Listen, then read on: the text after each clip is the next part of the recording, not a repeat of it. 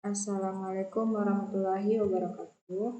Perkenalkan, nama saya Ufi Sulastri Wulandari, NIM D022002, kelas Informatika E, Angkatan 2020, mata kuliah Keselamatan dan Kesehatan Kerja.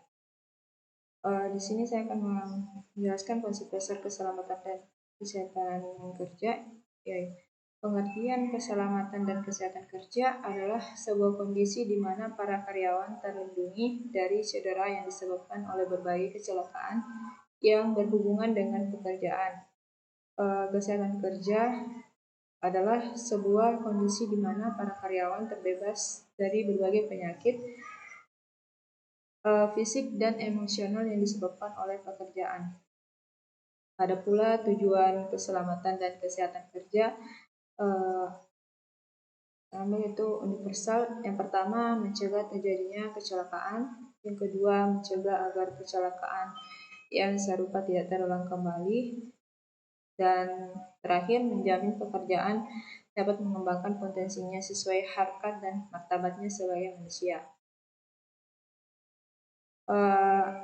Ada pula prinsip ketiga. Yang pertama, setiap pekerjaan bisa dilakukan dengan selamat. 2. Kecelakaan pasti ada sebabnya. Penyebab kecelakaan harus dicegah atau ditiadakan. Mengetahui pekerjaan yang akan dilakukan. Mengetahui langkah atau tahapan pekerjaan tersebut. Mengetahui bahaya dari pekerjaan yang dilakukan. Mengetahui cara pengendalian bahaya-bahaya tersebut. Peraturan perundangan terkait ketiga. Salah satu upaya dalam menanggulangi kecelakaan dan penyakit akibat kerja di tempat kerja adalah dengan penerapan peraturan perundangan, antara lain melalui yang pertama, adanya ketentuan dan syarat-syarat ketiga yang selalu mengikuti perkembangan ilmu pengetahuan, teknik, dan teknologi. Yang kedua, penerapan semua ketentuan dan persyaratan ketiga sesuai dengan peraturan perundangan yang berlaku sejak tahap rekayasa. Terakhir, pengawasan dan pemantauan pelaksanaan ketiga melalui pemeriksaan langsung tempat kerja. Dasar hukumnya dapat kita lihat ada 8, Undang-Undang Dasar 1945, Undang-Undang Nomor 14 1969 mengenai ketentuan pokok tenaga kerja, Undang-Undang Nomor 1 1970 tentang keselamatan kerja, Undang-Undang Nomor 23 1992 tentang kesehatan. Begitu pula seterusnya. Undang-Undang Dasar 45 Pasal 27 Ayat 2, tiap-tiap warga negara berhak atas pekerjaan dan penghidupan yang layak bagi kemanusiaan. Undang-Undang Nomor 14 1969 ketentuan pokok mengenai tenaga kerja. Pertama, Pasal 9, tiap tenaga kerja berhak mendapat perlindungan atas keselamatan, kesehatan, kesusilaan, pemeliharaan, moral kerja serta perlakuan yang sesuai dengan martabat manusia dan moral agama.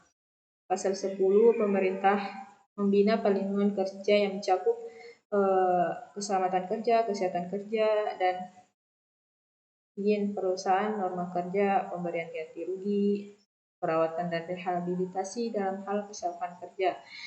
Kita masuk ke dalam kecelakaan kerja.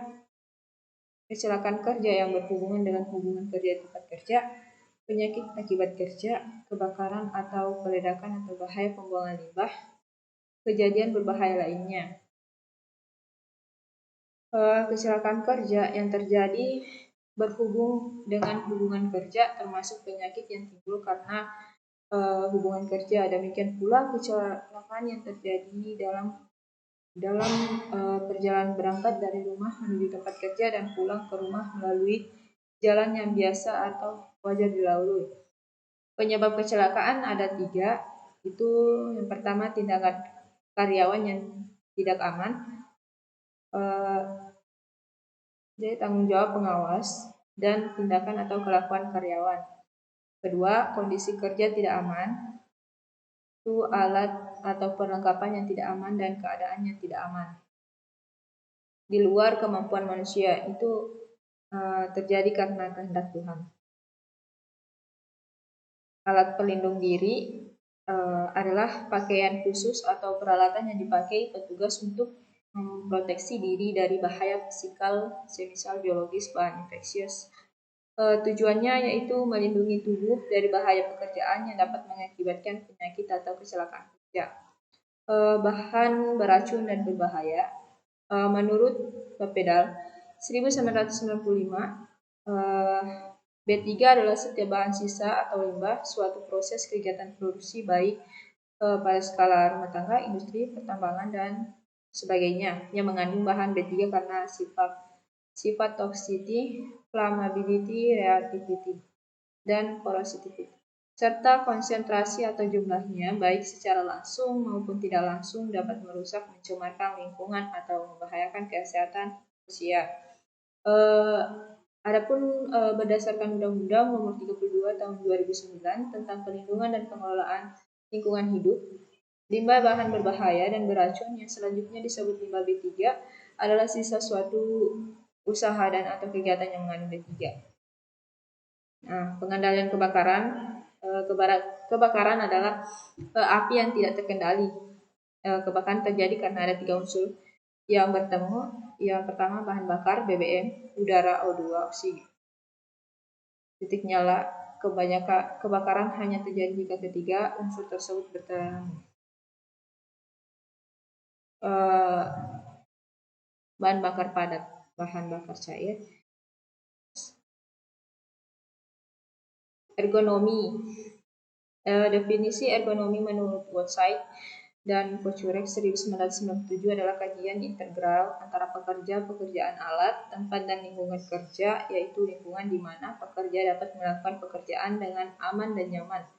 Menurut Charpanis 1985 yang dikutip oleh Sanders mengatakan ergonomi ialah suatu cabang ilmu yang sistematis untuk memanfaatkan informasi mengenai sifat, kemampuan, keterbatasan, dan karakteristik maupun manusia lainnya untuk merancang alat mesin, pekerjaan, sistem kerja, dan lingkungan sehingga orang dapat hidup dan bekerja pada sistem itu produktif, efektif, aman, dan menyenangkan.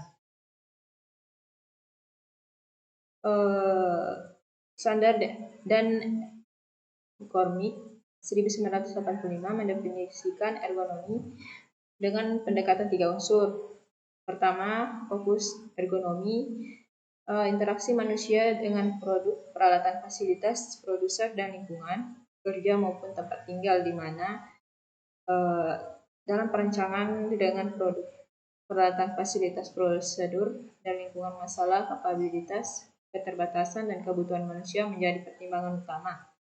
Tujuan utamanya ada 2, itu meningkatkan efektivitas dan efisiensi dalam bekerja, termasuk di sini bagaimana penggunaan alat yang nyaman, mengurangi kesalahan, dan meningkatkan produktivitas.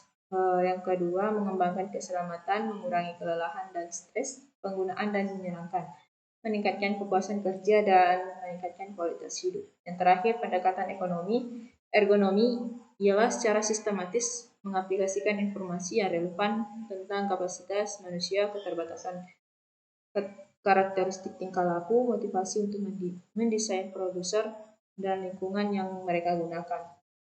Terima kasih. Sekian penjelasan dari saya. Wassalamualaikum warahmatullahi wabarakatuh.